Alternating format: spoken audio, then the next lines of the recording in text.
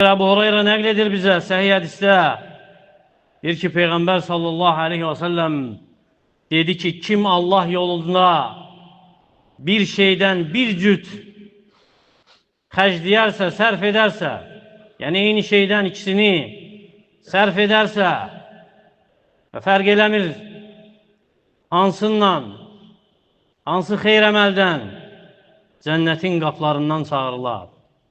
Deyirlər ki, ya Abdullah, hədə xeyr. Deyirlər ki, Allahın qulu, bu xeyirdir. Və kim namaz əhlindəndirsə, namaz qapısından çağırılacaq. Kim cihad əhlindəndirsə, cihad qapısından çağırılacaq. Kim sədəqə əhlindəndirsə, sədəqə qapısından çağırılacaq. Və kim oruz əhlindəndirsə, Reyyan qapısından çağırılacaq. Əbu Bakır radiyallahu anhu dedi ki, ya Resulallah, her kapıdan kiminse çağrılması bunun için bir zarar değil.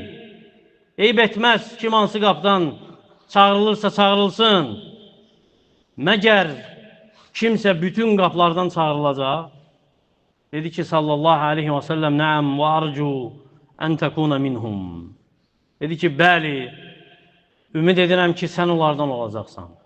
Allahu Akbar. Bu əzəmətli hədis mümin üçün ümid qapısı açır. Bəndə üçün yüksək əməllərə pillədir. Onu sevk edir o əməlləri yerinə yetirməyə. Onu həvəsləndirir ki, aşağı mərtəbədə qalma. Əksinə itayət qaplarının hansında bacarırsansa yarış.